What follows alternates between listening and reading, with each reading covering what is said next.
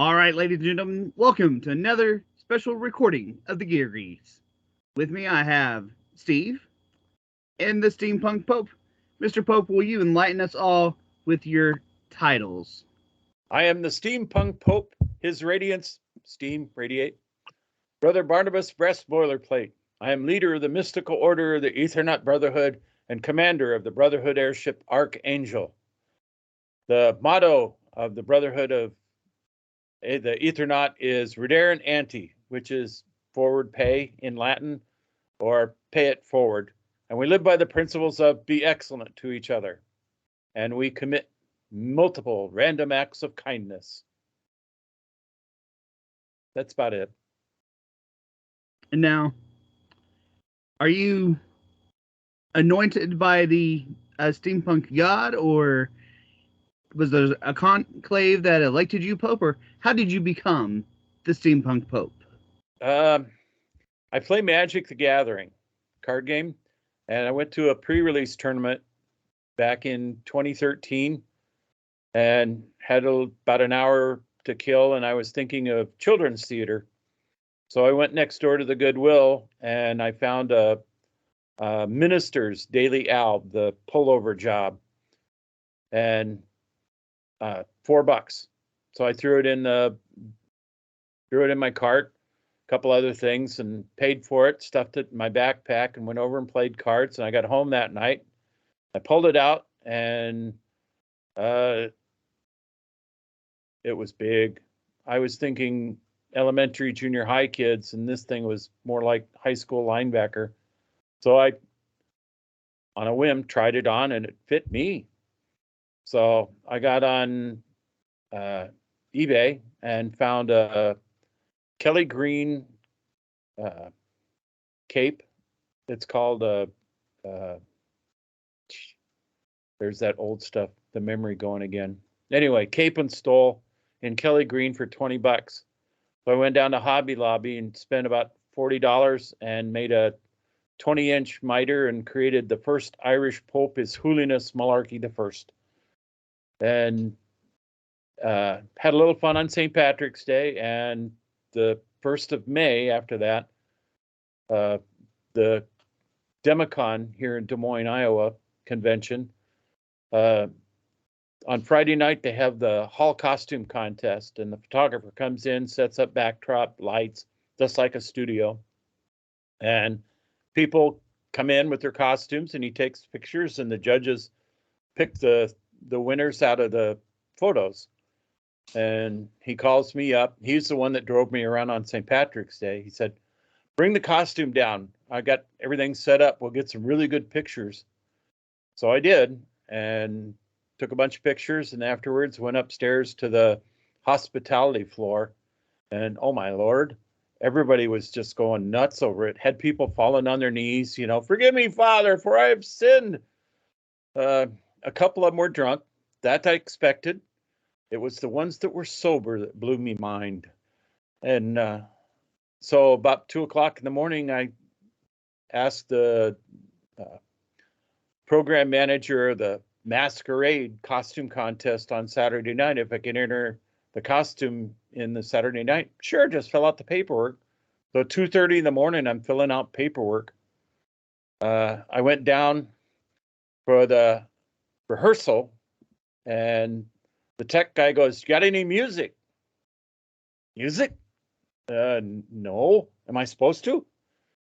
He said, most people have music. Like, well, I signed up at 2:00 this morning. I've never done this before. He goes, no, big deal. We got a library here on the computer. How about something Irish? You got Dropkick Murphy? And we pulled up. It's Dropkick Murphy's Kiss Me, I'm Shit-Faced. Appropriate title, but it had a great bagpipe intro, and it timed out just perfect. I was just walking off stage when the lyrics started up. So Saturday night, I'm all dressed up. The MC starts talking. The lights go down. I put my foot on. The music starts. 2 steps up onto the platform, and the audience was already laughing. I'm guessing several people in the audience put 2 and 2 together and knew the title, Kiss Me, I'm Shit-Faced, Irish Pope. And of course, you get several people laughing in a crowded audience. Everybody starts laughing. And so I came out, I did the papal and walked off stage and went around to the back of the auditorium and sat down and watched everybody else go through. And when they were done, the judges left the room to deliberate, and they announced the winners of the Friday night hall costume contest. They picked 3 winners. The 3 guests of honor picked their favorite. The first 2, the fan guest of honor and the author guest of honor, had their favorites. And then the last one was the artist guest of honor. And His Holiness Pope Malarkey I. I'm like, holy crap.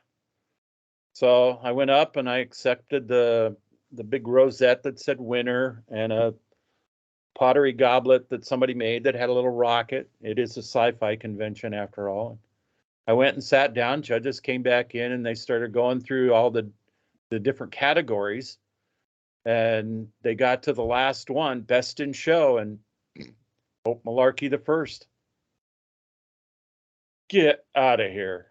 And so I went up and I accepted the Best in Show trophy and an autographed book from David Weber. And afterwards, I'm walking out of the auditorium with a friend of mine. And I stopped and I looked down and I started laughing.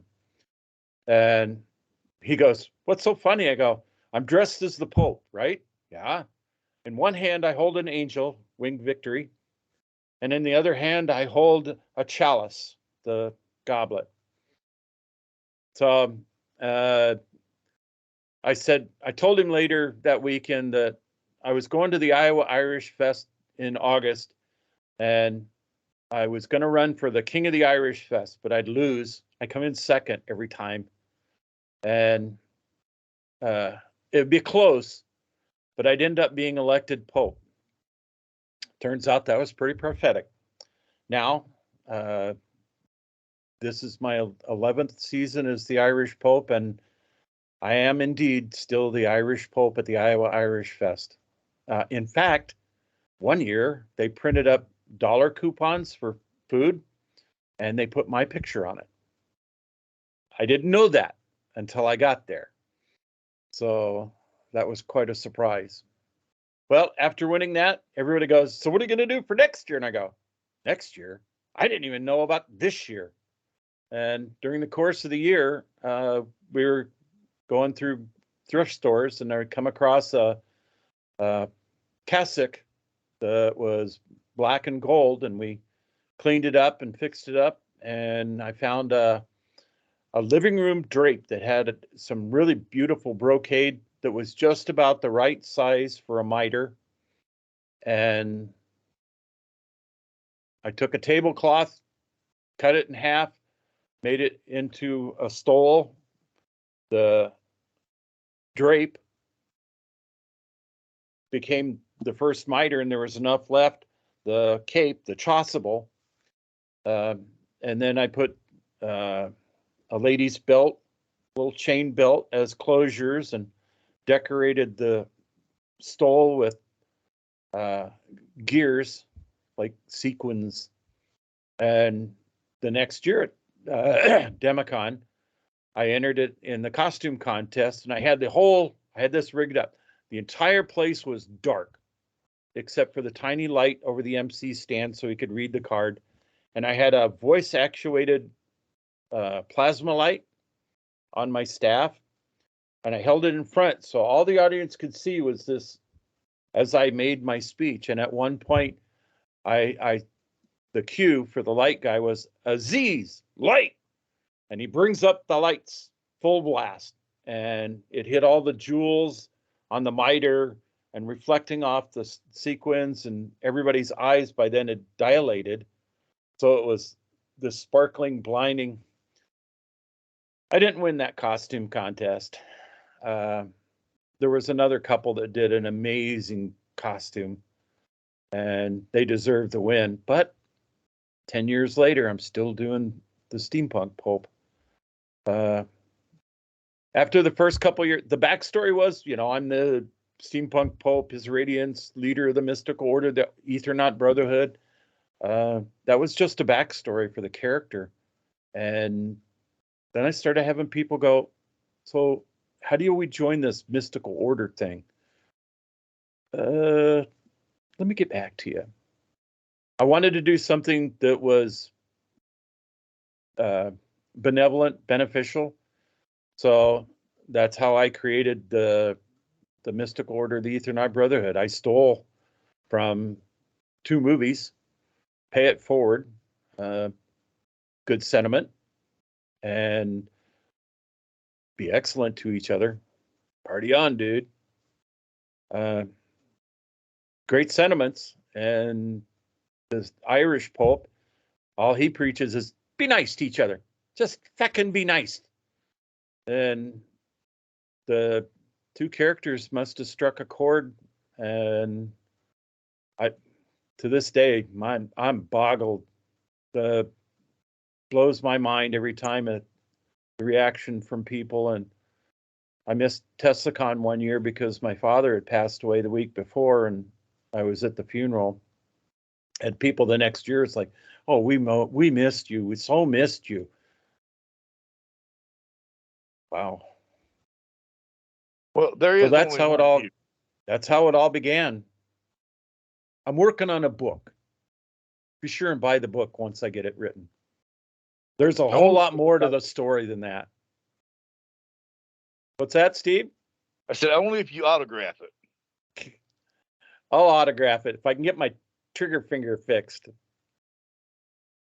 Well, at least make an X on it. I can do that. I have a papal seal, but that's for the Irish Pope. I got to make something for the Steampunk Pope. Well, actually, I think you need to make one for the ambassador of steampunk as well. Well, I don't know if I can do the ambassador. The Steampunk Pope is an ambassador of steampunk. Try and make sure that people treat each other as people. You don't hang labels on anybody and, I don't like you because you have a beard, or I don't like you because of your political beliefs. That's not steampunk. It's like, come on. Man, if they don't like people because they have beards, all 3 of us are in trouble. Why be a Richard? Exactly. You can be a Bob. Now during that retelling of how you became the Steampunk Pope. Yep. There's 2 things that you brought up that I wanted to go back to. Sure. You said that people asked you for forgiveness. At Hannibal, you're doing that in a way. You want to tell people about you want to expand on the papal indulgences? I got asked to start doing Ren fairs, and when I talked to other people and stuff, you know what? You should do papal indulgences. And the Catholic Church has a history of papal indulgences, some not quite so good. And so as part of, it's not a vendor type of thing. They're only $1, which basically pays for the parchment. It's nice parchment, color printing, suitable for framing. They're just not lifting the pinky while drinking tea, or failure to polish your brass. One of my favorites is for misaligning the jetpack exhaust and blasting your significant others, bustle into a smoking ruin. That's fun. But those are, it's all to make people laugh. The Irish Pope has the sin card. I got one handy.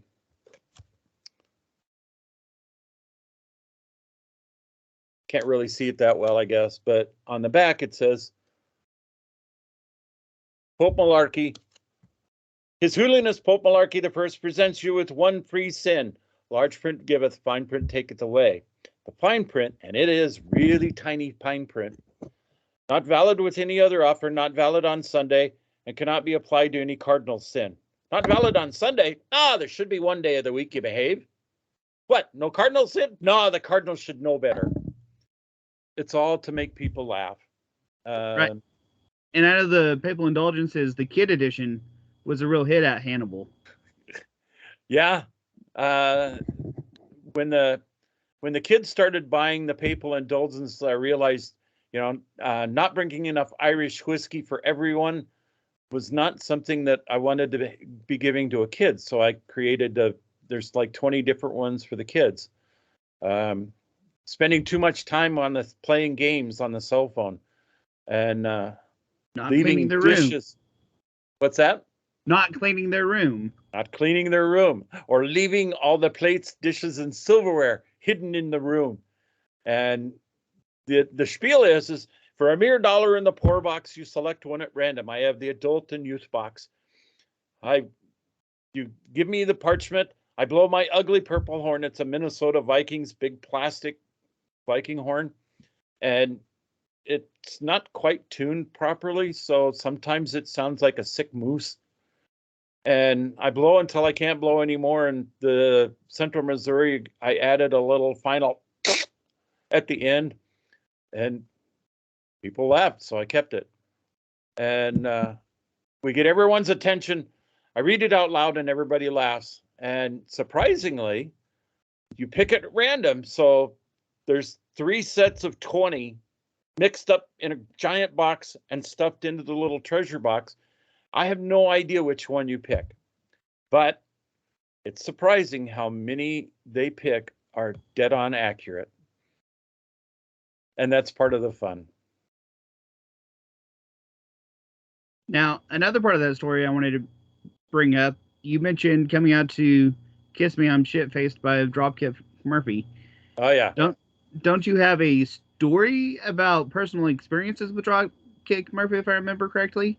Yeah. Dropkick Murphy came on tour through Des Moines, so I made arrangements because I have mobility issues. They didn't have any seats in the place, and so I got them to give me a couple folding chairs, and I sat off to the side because, I've got a 20-inch miter, and if I stand up close to the front, nobody can see.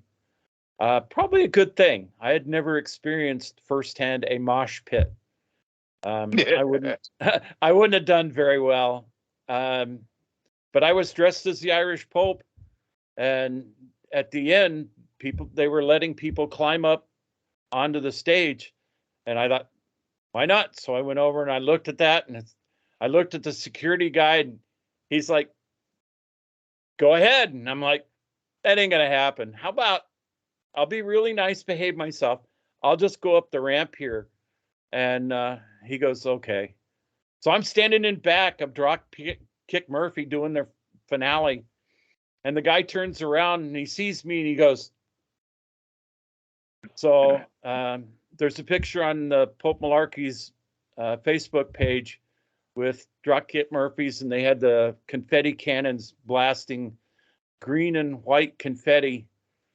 And after the concert, Ken Casey said, you want to come back to the green room and have a beer with the band? Sure. So we went back there, and I'm thinking, Sam Adams, maybe a Guinness. He opens up the refrigerator, and it's full of Bud Light. That sounds like a sin. I nearly pulled his Irish card, but I was polite. I took one. I took a sip and then handed it off. And that's the last I saw of it. But it was quite the experience. But I wanted to let them know that, part of the reason that the Irish Pope's success began with their music. And, like I said, the 2 popes, the stories, I was going to the Irish Fair of Minnesota, and the couple that we were going to stay with, I finally got a hold of them, and we forgot, we're not even in town. Okay, well, I guess I won't be able to go. And within an hour, I got an email that the group I'm part of at the Iowa Irish Fest had chartered a bus to go to La Crosse, Wisconsin for the Irish Fest over there. All we had to do was drive up. And so it's like, let's do that. So I put on my Facebook, I said, I'm apologizing. I'm not going to be able to make it to Minnesota.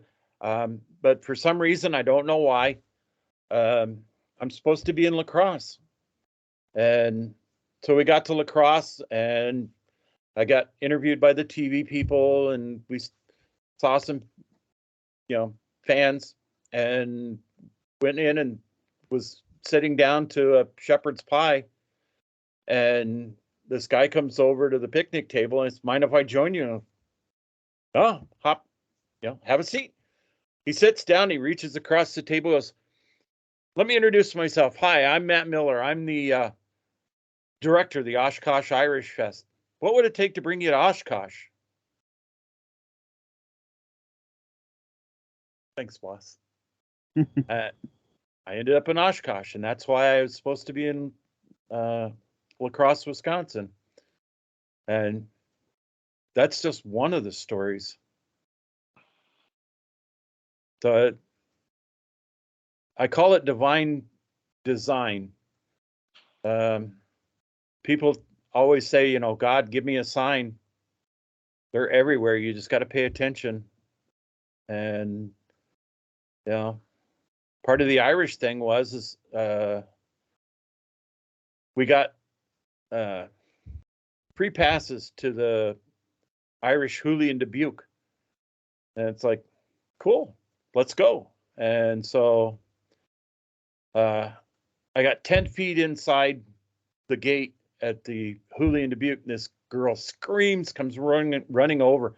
I love your costume. This is wonderful. You got to be, my dad's the chairman of the Hoolie. It's like, you got to be a part of our celebration, our 10th anniversary next year. Guess what? I was. We did that for a couple of years. We went out to the Northeast South Dakota Celtic Fair and Games, Aberdeen, South Dakota. Lovely little place. Would love to go back, but it's quite the drive. Can't do it for free.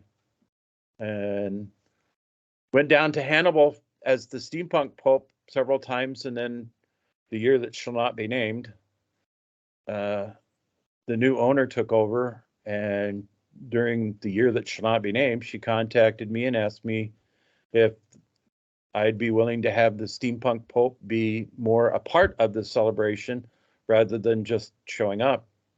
And so we're 3 years later? We missed last year because I got hit by the COVID bug. So I like to share stuff, but that was something I wanted to be selfish about. I wasn't going to share it with anybody. So It was bittersweet watching everybody have a blast and knowing that I could have been there. I could have been there. We made up for it this year. Things like that. Got an invitation to go to Alcon in Dallas again for next year, but they're holding it on St. Patrick's Day. Yeah, I'm kind of busy that weekend. But if you move it around, not on St. Patrick's Day, we'll talk. As long as they don't move it to when Steampunk Stampede is. Well, I claim you then. Yeah, and that leads me into the reason for the airship.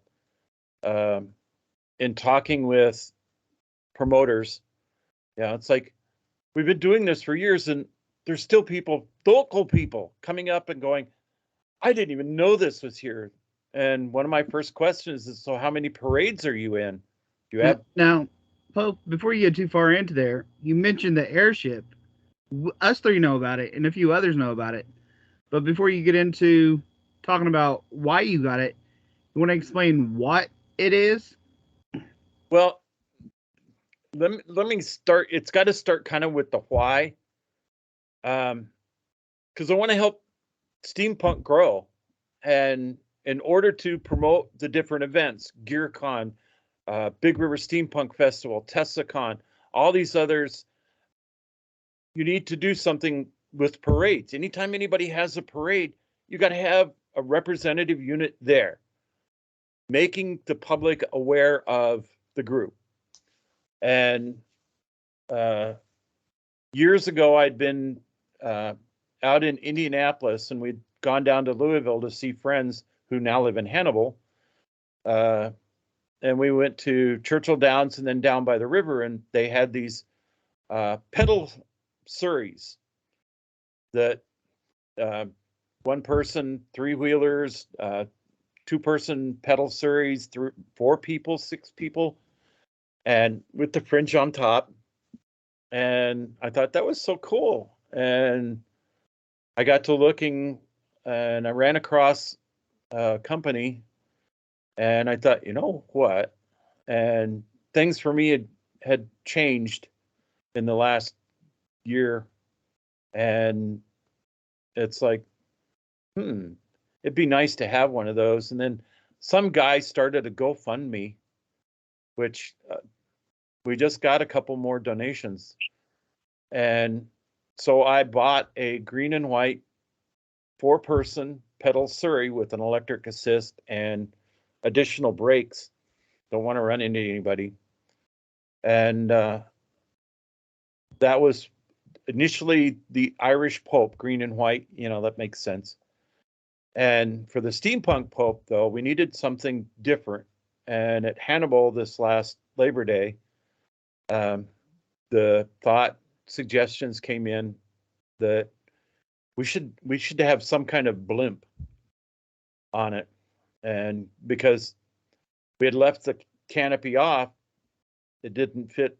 Well, that and the miters are too tall. We took the top of it off, but if we put the frame on and we tie a blimp to the top, and I was thinking the Budweiser's, like 6-8 foot advertising blimps.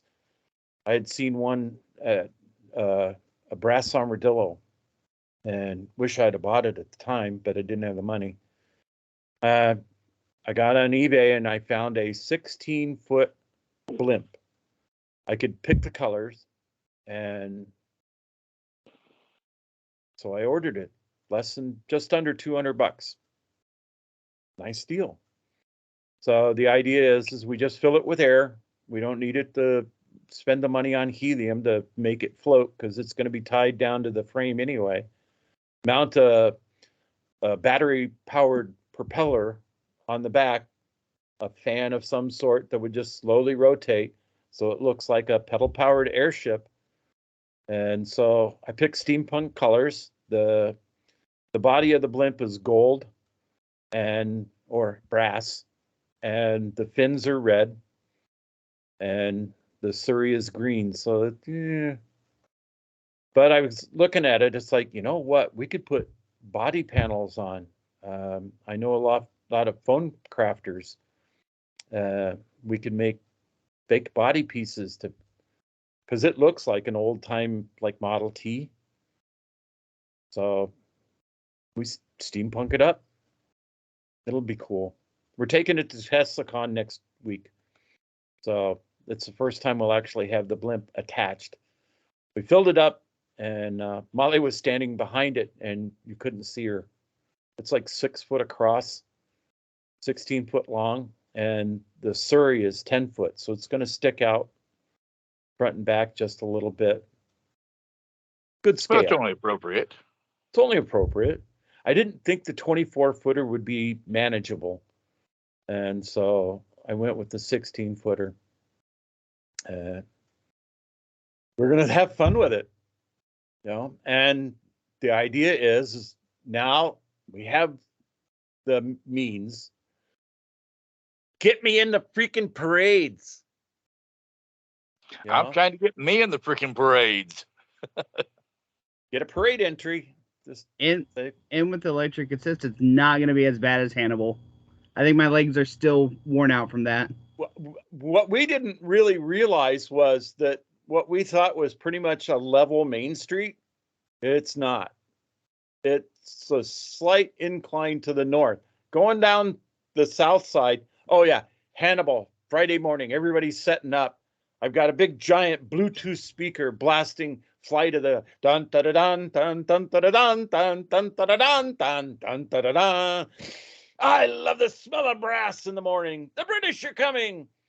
And on the way back up, though, we found out that, oh, it's a bit of an incline. So, yeah, the legs got a little bit of burn. That, and every time we got a little bit of momentum, we had to stop because the people in front of us slowed down. Yep. And, yeah, the parade. But the interesting thing is that it wasn't killer. I mean, we managed it with 4 people. It wasn't as bad as I'd expected, not quite as good as I'd hoped, but with the electric assist, yeah, that give it a little extra boost, and that'll help us, especially come St. Patrick's Day with the new hips. Yeah, not sure I want to put stress on them just yet.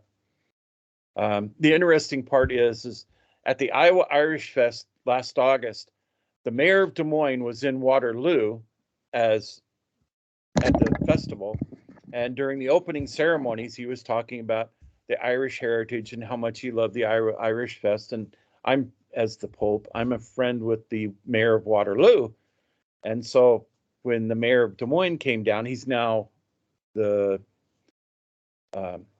leaving.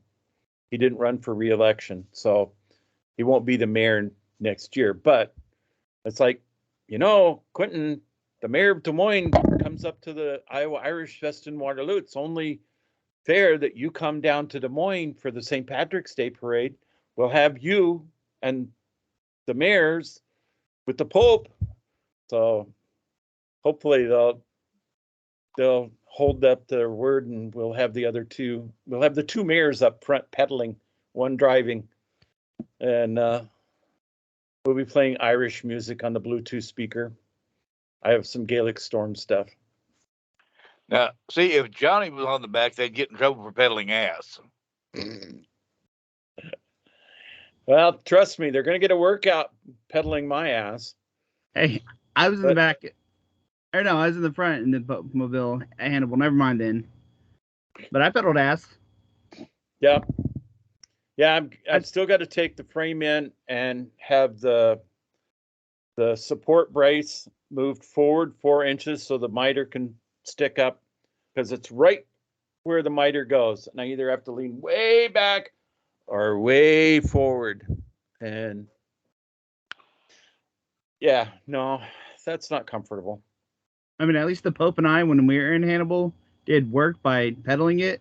Somebody just posed and looked like they were doing work on it. Yep. But I looked good doing it. Who said you looked good? I did. Well, it's a handful of really good photos. I was planning on I've got a photographer friend planning on getting some really nice publicity type photos, but after Hannibal, the hip was so bad I could barely walk. I mean, literally had to pull myself upstairs when I got home, and it hasn't improved much since. I think that was the last straw, having me on one far end of the main street and the venue for all my events on the very far other end, and having to walk back and forth. I think that's probably what did it in. It is what it is, I mean, not only walking back and forth, but you had an Anubis mask and mannequin, leatherworking stuff, all that stuff you were carrying. Mask. Yeah, when I'm at home just dinking around, I'm actually an award-winning leather artisan. I don't make enough stuff to be a vendor. That's a job, and I'm retired, and retirement has its perks. But I've entered in the Iowa State Fair the last 3 years. I've won blue ribbons in the steampunk category all 3 years, and the last 2 in the leatherworking category, I've taken second. Haven't quite managed that blue ribbon in the leatherworking, but I got a plan for next year. But yeah, last year my steampunk injury needed a mannequin, and I ended up having to settle for a butler tree that I padded up with pillows.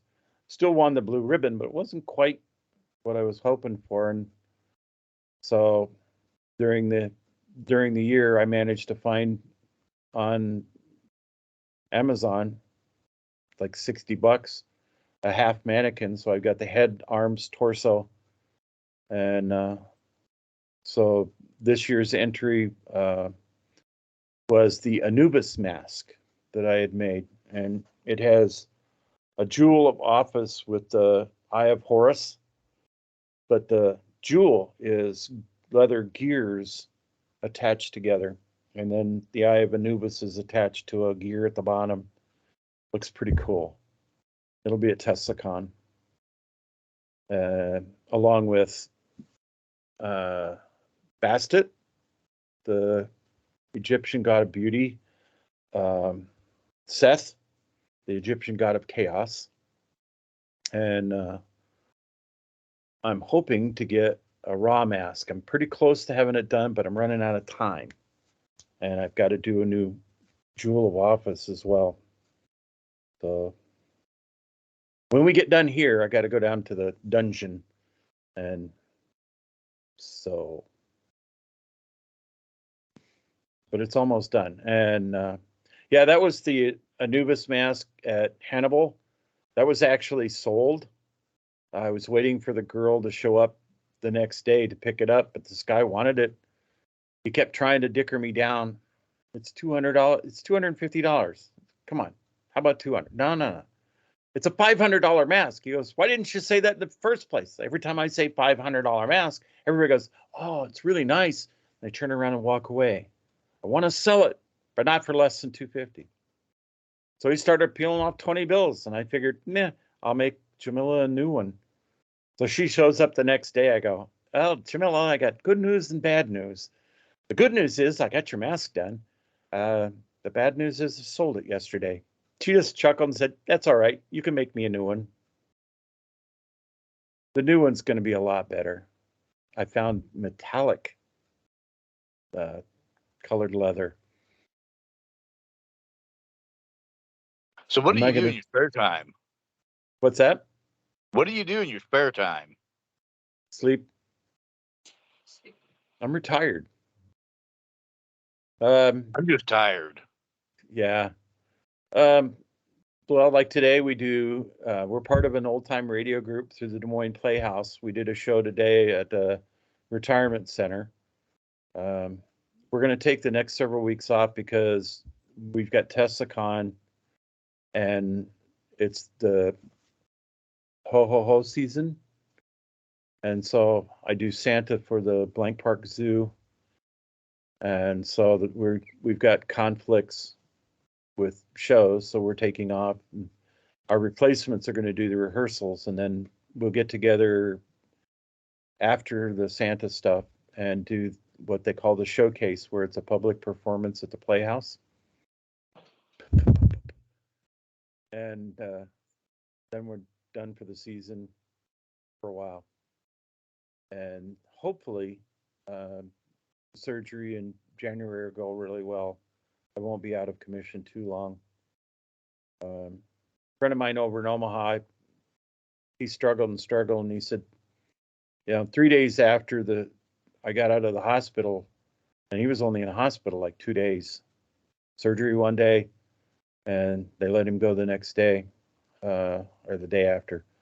But 3 days after that, he was traipsing all over the Ren Fair, and he said, had no problem. He took his walker with him, but he said it was just security. He said, didn't really need it. And he said, man, it's been a world of difference. He getting around like nobody's business. That's pretty much what everybody's been saying. The hip surgeries are a whole lot easier on you than knee surgeries. And I've already done that one. So I'm looking for forward to the hip surgeries. I told him I want the ones that swivel. Give me the Elvis Presley model. I mean, that's But then a you few gotta carry decades grease out of. around. Hang on, I missed that. Say that The Elvis again. model's a few decades out of production, I think. Yeah, well, you know, I'm an oldie but a goodie. So, yeah, just kind of fell into steampunk back in 2013. Just had a vague idea. My first costume was a tuxedo, a retired tuxedo that I had bought because I was elected master of the lodge. And I had a tartan fly from my kilt. So I wore my white gloves, my tartan fly. I had a top hat. I think it's on, no, it's downstairs. And so I told everybody I was the U.S. ambassador to Scotland, and that was steampunk. I don't think there was really anything other than the top hat, no gears or anything like that, no goggles, and just started getting involved more and more with the people that I had met. Were total strangers. Now they're almost all of them are very close friends. So we've been doing a lot of steampunk. We'll see a bunch of them next week. See, you were at the very first steampunk event I went to. I'd heard of steampunk, Yeah. but the first steampunk event I went to was out at the Heaton of Runestone. Ah, yes. And well, the rest is history. It's funny how that works out, isn't it? Yep. I like it a whole lot more than I like Renaissance festivals, and I enjoy the Ren Fair circuit as well. I loved Heavener, and if I can figure out some way of getting the audio set up to record a live album, I want to bring down the Wind Mills and Pictus and do live recording at the. Did you see At the amphitheater area? The little, yeah. Oh Yeah. my Lord. Pictus with their Celtic drums echoing through the woods and with the crevasse right behind him to echo. Oh my Lord. I guarantee you they'd hear him down in the valley. Oh yeah. That'd be amazing. That'd be, yeah, definitely a live album at Heavener Runestone Park. And, we could maybe divert a percentage of the album sales of both The Wind and Pictus to maintain Heavener Runestone Park as a park. Because let's be honest, that part of Oklahoma, they don't have a whole lot of money, and trying to keep that as a going concern has been a big challenge. Yeah. Yeah, because that area there is rather overly abundant with meth. And that's a shame because that is a beautiful area. Oh, I had no idea. When we were brought in, they put us in one of the cabins just on the road up into it. I think they're privately owned now. Yeah. But at the time, the park owned them, and it's like, oh my God, I could live here. Look out across the valley, and you had the woods all around you. Oh, it's nice. And then the view from up above, oh, breathtaking. Great place to have a festival, yeah. If I could figure out the logistics, I would definitely put another steampunk festival there. We'll talk. Maybe we can. I've always had a dream of having. Des Moines would be a good place because it's the intersection of Interstate 80 running east and west and Interstate 35 running north and south, coast to coast, border to border. Having I want to call it a mad scientist, steampunk mad scientist. It's a makers convention. You know, none of these panels talking about the history of this. No, no, no, no. We want to know, how do you build this? How do you make this? And have hands-on workshops where you actually come away with blinking light things and hats and that flips open, you know, and little cannon pops out, kind of stuff like that. On that note, seeing as you are a maker, I would appreciate you pointing any of the makers in my direction that might be interested in coming down for April, because I don't have that connection around here. Yeah. Well, I'm going to be seeing a lot of people at Tessacon next weekend. And so, geez, I wish I had like handouts or cards. I understand Tammy's coming up and going to have a fan table for Big River. So we're having a Mystical Order of the Ethernaut Brotherhood wings ceremony on Saturday. I put together a new membership oath that, upon my honor, kind of thing. And so we have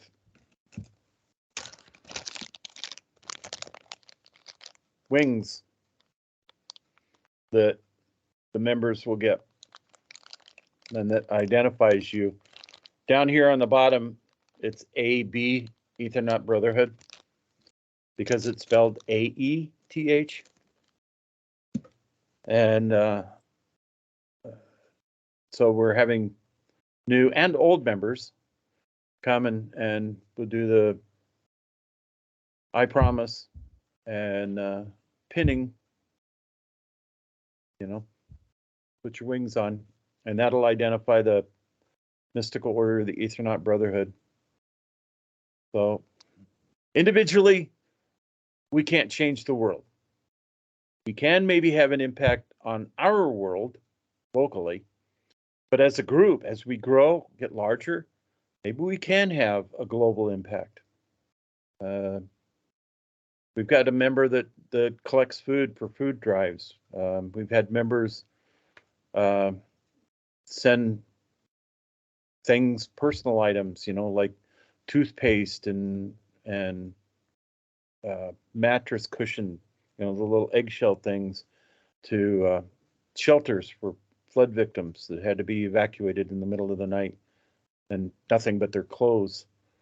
So little things like that. So never underestimate the power of insanity, because once we get crazy, we can do anything. Absolutely.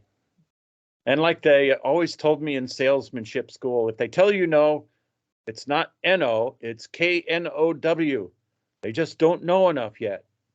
Educate. So I'll do things like that. And totally support multiple random acts of kindness. Little things. Pick up a piece of trash. Open the door for somebody. Yeah. Yeah, I had a friend just post that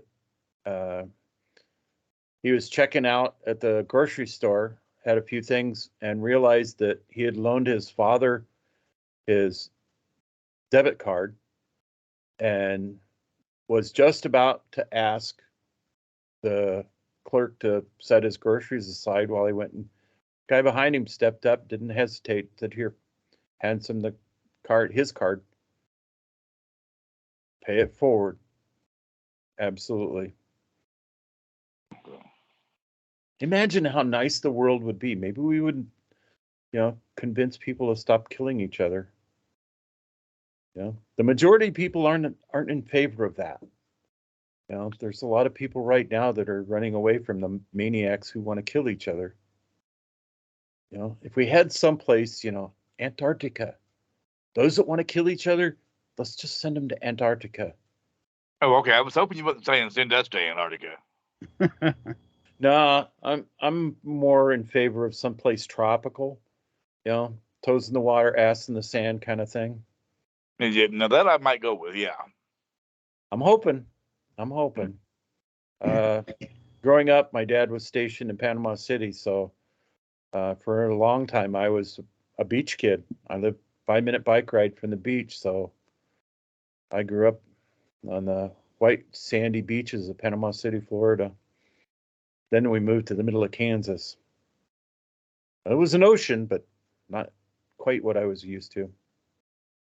Yeah, that would be a culture shock. Well, I left Kansas and joined the Navy, so I got to see wild, exotic places, meet some strange, interesting people, and travel halfway around the world and back. You know, I tell people I lived a Disney adventure. I'm living a Disney adventure. And yes, there was an evil queen. And now I'm the Pope. I'm not the Sultan. I played the Sultan once. I played the evil magician once too. That's probably one of the things that's helped me as the Pope characters is that I spent probably 50 some years doing theater, acting. I do have an IMDb page, so nothing major, but some nice independent films that I've been involved in. I've done training films for banks and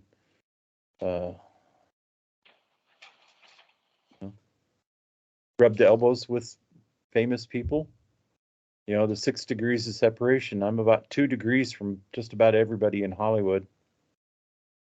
Due to friends that I have now. Strange, huh? I start to say, Johnny kind of got thrown to the wolves over the Halloween period about finding out about improv. Yeah. Which, you're lucky Skype did not do the background I wanted. I'll just leave it at that. Yeah. Now I'm worried. I mean, well,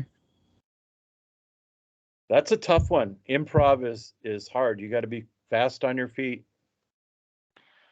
I only broke character once, and that was thanks to a little kid that, well, the expression on his mother's face and the combination of the kid, it was over. Oh, come on. You can say the little kid wanted to taste Ma's beaver pie. And it's his fault. Okay. The sailor and me just went down the wrong tube. Yeah. You can let adversity beat you down, break you up, or you can use it to make you stronger. You know, I told my kids, I don't have all the right answers, but I know a lot of wrong ones. You just don't make the same stupid mistakes twice, or try and avoid repeating the stupid mistakes. Well, that depends on how fun the stupid mistake is. Yeah, we'll not talk about my Navy days. So, do you got any other questions? Redheads. I don't know if that was the answer to the question, but it's the right answer for something. Which is the type of woman you don't want to date? Depends. You don't want to piss them off. That's the definite. But yeah, they're redheads are quite passionate. I don't have anything else to add to it. I mean, yeah. I think if we'd have just ended it on the be excellent to each other and how we can change not only our communities but the world by making those small things, I think that was the perfect thing there. And really, there's nothing we can add besides be excellent to each other. Yep. Let's live in that mode. Live by the principles of be excellent to each other. Do random acts of kindness. And always pay it forward. All I can say to that's enough said. All right. Ladies and gentlemen, this is the end of another recording of Gear Grease.